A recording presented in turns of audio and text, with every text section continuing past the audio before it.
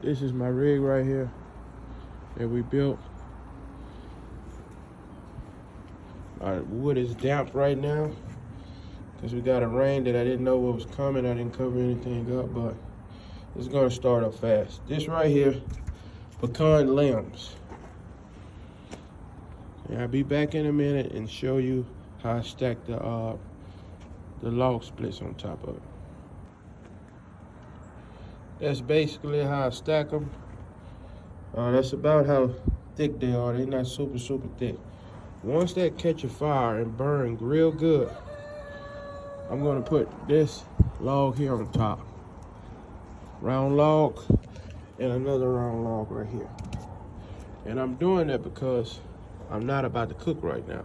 I'm gonna be cooking probably around 1 o'clock. Right now it's 7 in the morning. And I wanna have that big old cold bed established, and I can let this thing cook low and slow, and it'll break the big round log down. And I wanna have it established by 1 o'clock. And the pit gonna be up to temp. I can keep the doors closed on, and it's gonna keep that constant temperature. So I'll be back when I light it up. This right here is what I use. This thing is about 45, 50 bucks. It's a grass torch, and that way you can stand way back from it. And you gotta get a tank from probably your local, I guess Circle K or whatever. And I'm gonna light this, and it's not gonna take no more than about, with the wood wet, no more than a minute.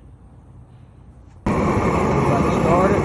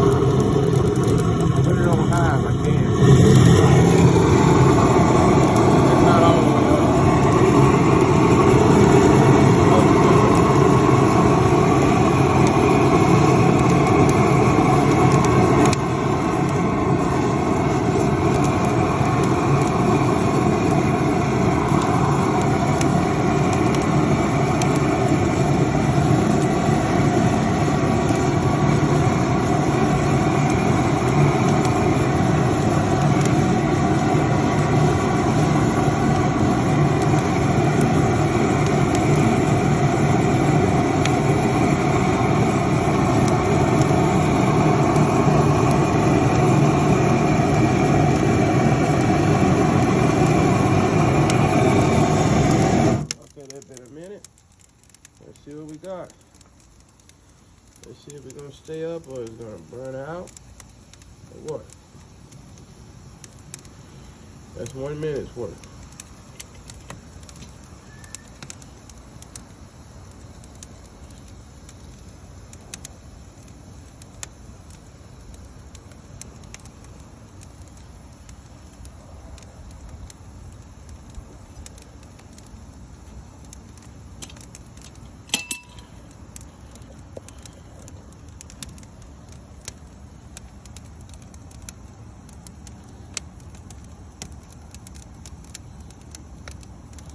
I just wanted to show y'all basically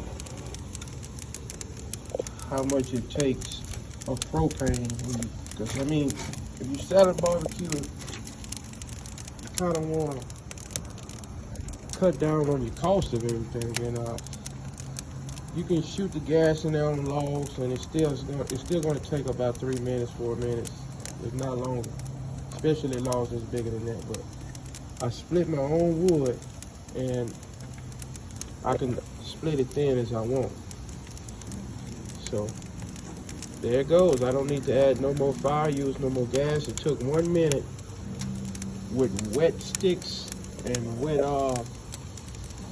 split pieces. And you see it's going. I'm gonna let that burn maybe about 5 more minutes and put those round logs on top. Okay, you got the 2 round logs on. Fire's jumping like crazy. And I went to the back of my property and got some more. So throughout this whole time, we're gonna constantly be making a coal bed. So I wanna show you. My barbecue pit takes 3 logs about every 45 minutes to an hour to keep it at a constant temp. And this the size logs I use. They not super wide, they thin, they burn efficient. You can put them in there, let them burn probably a minute, then just close it down. It's gonna stay lit the whole entire time to have a clean fire.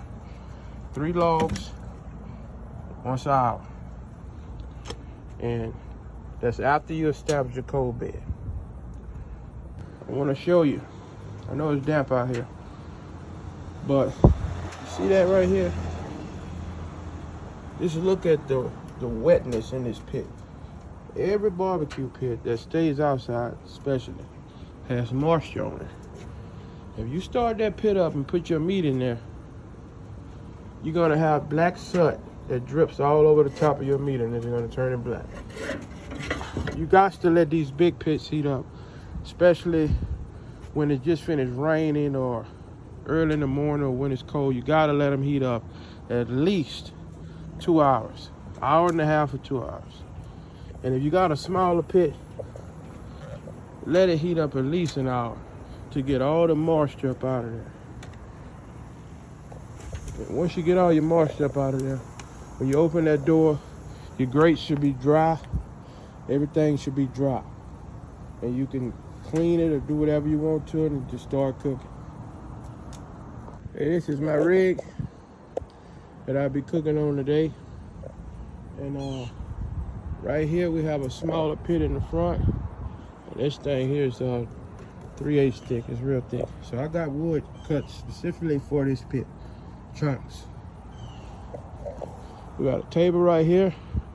We got a basket, a holder basket over there for plates. The wood goes at the bottom, utensils, anything you want to put. So we got a 4-door, 2 shelf in each door that pulls out. And right here, if you're traveling or whatever, you got the cooler, anything you want to keep in there and lock it up while you go in the store, you can. Right here, we got the burner that goes through this here. You set your pot there. This was meant to be a warm box, and it does a good job. And you just take a couple coals out of this box from the bottom and just shovel it in there just to keep it around 170 to 160 to keep the food warm, not cooking. And there you go. And when you watch it, not bad. That's the wood here that we're letting dry out under the box a little bit. And that's the wood that I use for the cook. I wanted to put a roof on it, but I haven't got around to it yet. But every time I see this rig, it makes me proud of how I got everything, and I've done everything myself. I put it up there myself. It's bolted to the floor. Everything is just about bolted to the floor. A couple things I got welded, but I don't have a welder, nor I know how to weld.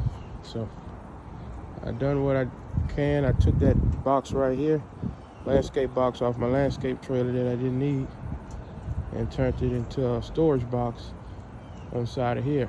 So everything worked out good.